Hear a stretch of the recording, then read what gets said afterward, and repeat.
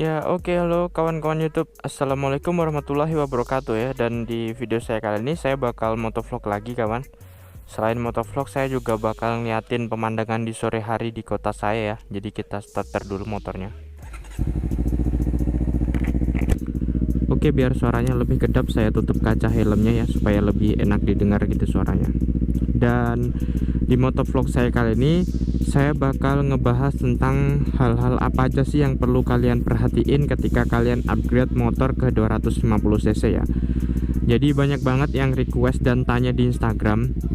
Berhubung saya sekarang baru bisa bikin kontennya, jadi saya bikin ya. Sekalian jalan-jalan sore sob. Ini jam 4 kurang ya, jam 4 kurang 15 menit kira-kira.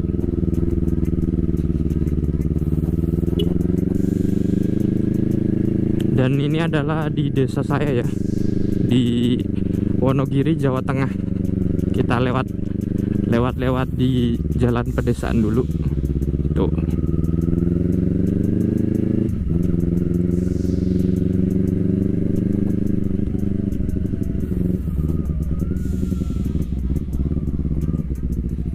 Oke, kita ambil kiri. Dan jadi di video saya kali ini kan saya bakal ngebahas tentang hal-hal apa aja yang perlu diperhatikan ketika pengen upgrade ke 250 cc ya. Ada di komentar YouTube dan Instagram itu banyak yang nanya, bahkan di DM juga ya. Jadi saya bikin kontennya. Jadi yang menurut saya kalian harus perhatikan ketika ngupgrade ke 250 cc motor kalian dulu awalnya mungkin 100 cc atau 110 atau 150 ya. Hal yang pertama kalian harus perhatikan adalah perbedaan berat, kawan ya. Perbedaan berat antara motor kalian yang dahulu sama motor kalian yang 250 cc itu terpaut sekitar berapa ya? Sekitar 65 kilo sampai 70 kiloan ya. Dan itu bedanya cukup jauh gitu. Dan ini adalah salah satu hal yang kurang saya perhatikan ketika saya pengen ngebeli CBR 250 RR ini, kawan ya. Kalian bisa lihat view-nya ya. Wah, gunungnya mantap. Pokoknya mantep lah, motovlognya nggak di kota-kota terus ya kan, tapi di desa-desa gini gitu mantep ya kan. Dan itu adalah hal pertama yang dulu saya abaikan ya. Saya berpikir bahwa itu bisa aja gitu kan. Dan ternyata saya salah sob. Setelah saya bawa Satria F yang bobotnya cuma sekitar berapa ya, 98 kilo ya kalau nggak salah ya, dan upgrade ke 250 cc CBR 250 RR ini tuh beratnya sekitar 164 kilo ya kalau yang non ABS. Kalau yang ABS 168 kalau nggak salah ya. Itu saya kan langsung kaget ya. Dalam 2 bulan pertama saya ambruk gara-gara nggak bisa nahan CBR 250 RR ini, kawan.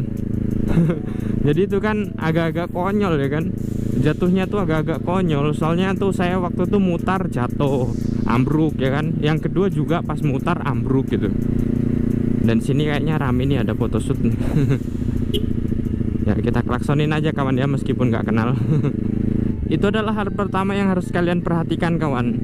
Jadi kalau misalkan kalian jinjit, resiko kalian ambruk ketika mutar itu lebih besar ya. Saya bilang seperti itu karena kalian harus menyesuaikan dulu beban motor kalian dan titik kosong ketika kalian mutar. Jadi usahakan motor kalian itu jangan berhenti total ketika mutar gitu ya. Apalagi kalau kalian dalam keadaan jinjit, itu bisa jadi ambruknya itu lebih besar gitu.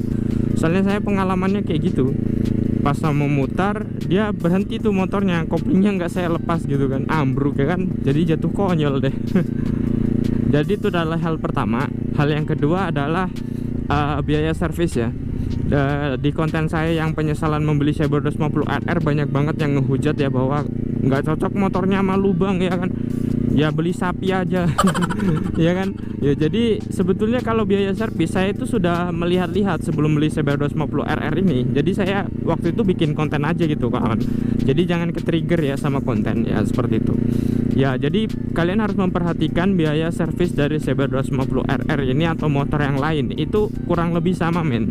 Yang paling murah setahu saya itu Yamaha R25 ya, kalau saya bandingkan dengan Ninja maupun CBR ini gitu. Karena tiga itu adalah motor 250 cc yang paling sering kalian temui, bener nggak tuh? Ya kan? Kenapa tuh anak-anak tuh? Oh, menyeberang. Ya, seperti itu ya. Dan perlu kalian ketahui bahwa olinya aja udah beda ya kan. Kalau 250 cc dia makainya 2 liter lebih ya, bahkan Kalau kalian sama ganti filter oli itu 2,1 sampai 2,2 liter makanya. Kalau misalkan kalian gak ganti oli, ganti oli filter oli maksudnya, kalian itu butuh sekitar 1,9 liter ya kan. 2 kali lipatnya motor 150 cc ke bawah yang cuma pakai oli 1 sampai 1,4 liter ya kira-kira. Ya hampir 2 kali lipatnya kawan. Terus biaya servisnya di dealer resmi itu jauh lebih mahal ya. CBR 250 RR aja kemarin saya pernah sharing itu sekitar 300 berapa gitu ya kan. Itu pun saya filternya ganti bawa sendiri gitu. Kalau di total bisa sampai 400.000 kawan. Kalau misalkan satu kali servis ganti oli plus ganti filter oli. Dan itu kalau buat kantong yang non sultan seperti saya pastinya itu mahal cuy. Ya seperti itu.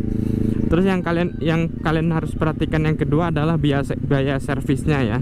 Terus yang ketiga adalah bahan bakarnya. Ya, bahan bakar dari motor 250 cc pasti kalian udah tahu kan, pasti lebih boros ya kan. Tapi itu tidak sepenuhnya benar kawan. Mungkin dahulu kalian pakai motor yang lebih boros dari CBR 250 RR ini ya. Contohnya kayak Kawasaki Ninja 150R, terus RX King, terus bahkan ada kemarin yang komen ya, Miosolnya itu Miosol 110 cc itu lebih boros dari CBR 250 RR kawan ya kan.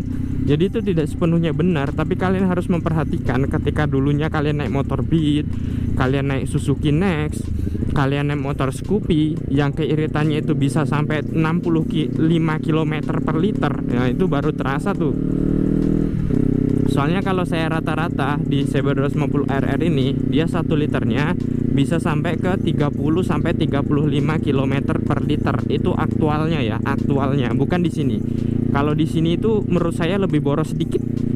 Jadi misalkan aktualnya itu dapat 30 kilo ya, di sini tuh sekitar dapat 29 sama 28 doang gitu. Kalau saya bandingin sih gitu ya, karena saya sudah nyoba end to end juga. Udah nyoba 1 liter per 1 liter sampai habis. Udah saya cobain gitu. Jadi itu adalah yang ketiga, kalian harus memperhatikan bahan bakarnya juga. Tapi kalau kalian dulunya naik motor yang lebih bolos dari motor ini, kalian nggak perlu kaget gitu. Dan kalau perbandingannya sama R25 sama Ninja bang, iritan paling irit mana aja? Paling irit CBR 250 RR ya kawan. Karena selain dari komentar, saya juga punya temen yang punya Ninja, punya R25. Yang paling irit itu emang CBR gitu. Sedangkan kalian juga tahu kan performanya CBR ini bisa di atas mereka gitu, kalau bisa dibilang ya kan. Bisa di atas CBR dan maksudnya R25 dan Ninja gitu loh. Terus kalau Ninja itu kalau nggak salah kemarin ada yang bilang dapatnya sekitar 27 atau 28 ya. Sedangkan CBR ini dapatnya 30, 33 bisa. Kalau R25 saya lupa sob, tapi dia masih imbang-imbangan sama Ninja ya, Ninja 250 Fi. Ya seperti itu. Terus apalagi ya pertimbangannya? Mungkin ini lebih ke rekomendasi ya kawan. Kalau misalkan kalian punya motor 250 cc ke atas, kalian servis di Honda ya. Kalau kalian servis di Kawasaki maupun di Yamaha, kalian itu mendapatkan perlakuan atau apa ya bilangnya ya, perlakuan khusus ya, ya seperti itulah. Saya bingung ngejelasinnya. Ya dapat perlakuan khusus gitu. Kalian bakal dapat servis tanpa antri ya, seperti itu. Karena kalian dapat kayak jatah sendiri untuk servis motor kalian gitu. Ibarat katanya tuh motor kalian tuh premium gitu. Maupun itu di Kawasaki, di Yamaha maupun di Honda ya. Jadi tanpa antri. Jadi kalian tinggal datang dan menurut saya ya enak aja gitu kalau tanpa antri ya kan. Terus kalau kalian bawa motor 250 cc, nah ini adalah rekomendasi yang keempat kawan. Maksudnya hal-hal yang perlu diperhatikan yang keempat ya, saya baru keinget. Yang kalian harus perhatikan sebelum membeli 250 cc yang keempat adalah soal kecepatan dan akselerasi ya. Ya, jadi ini sungguh sangat penting ya bagi kalian yang mungkin baru upgrade 250 cc atau baru naik 250 cc. Kalian harus berhati-hati ketika awal-awal pakai ya. Karena motornya powernya lebih besar dari motor kalian sebelumnya, dan responsifnya itu dia jauh lebih responsif 250 cc kawan. Ya kalau kalian pasti ya kalau itu mau udah bakalan tahu gue bang ya. Jadi kalian pasti tahu, tapi ketika kalian aktualnya nyoba, kalian itu jangan langsung ngegas gitu. Soalnya saya punya pengalaman sendiri gitu. Soalnya kalau pas ngegas ya, punya pengalaman sendiri pas ngegas pakai CBR 250 RR ini, motornya mau lepas kawan ya. Itu adalah pengalaman yang mungkin saya tidak pernah lupakan. Saya kaget ya, ada ayam mau nyebrang tadi.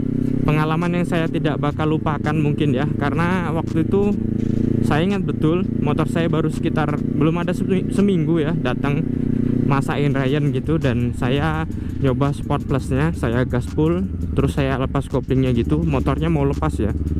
Karena ketidaktahuan saya bahwa Sport Plusnya memang bener-bener gila ya. Ada cewek guys ngeliatin kita klakson padahal nggak kenal ya. Jadi waktu itu seperti itu ya, saya pindah ke Sport Plus, terus saya gas agak tinggi ya RPM-nya, terus saya lepas itu, motornya mau lepas gitu, dan saya ya kaget lah ya. Jadi di situ saya tidak memperhatikan gitu bahwa powernya lebih besar ya. Jadi itu saran saya buat kalian. Saya sarankan untuk pakainya kalem-kalem dulu aja di jalanan gitu. Kalau kalian pakai ngebut nggak usah pakai akselerasi kenceng, kalian gas perlahan-lahan gitulah kawan, agar aman, oke? Jadi motor kalian aman dan diri kalian juga aman gitu loh maksud saya. Dan apalagi kalau kalian habis pindah dari Matic ke CBR 250 RR atau motor 250 cc lainnya ya, kalian itu bener-bener harus memperhatikan 4 hal tersebut yang saya sebutin tadi, supaya kalian naik motor 250 cc nya itu jauh lebih aman dan tidak menyesal ke depannya lah kawan, seperti itu. Jadi semoga video ini tuh bermanfaat ya buat kalian yang pengen ngupgrade cc ke 250 cc, dan buat kalian yang bertanya-tanya semoga sudah terjawab. Apabila ada yang kurang silahkan bertanya di kolom komentar video ini, pasti saya akan balas, atau DM Instagram saya ya @danifabulos, pasti akan saya balas juga sob, karena saya selalu memantau ya subscriber yang nanya gitu, supaya terjalin hubungan silaturahmi yang baik gitu antar Jones ya. Ya nggak semuanya Jones sih subscriber ya. Jadi mungkin cukup sekian aja video saya kali ini, semoga video saya bermanfaat, dan jangan lupa juga untuk subscribe, tinggalkan like jika kalian suka, dan jangan lupa juga untuk follow Instagram saya ya. Buat kalian yang pengen di follow back, tinggal komen atau DM aja ya, pasti saya follow back kok. Oke? Terima kasih dan wassalamualaikum warahmatullahi wabarakatuh. See you next video guys.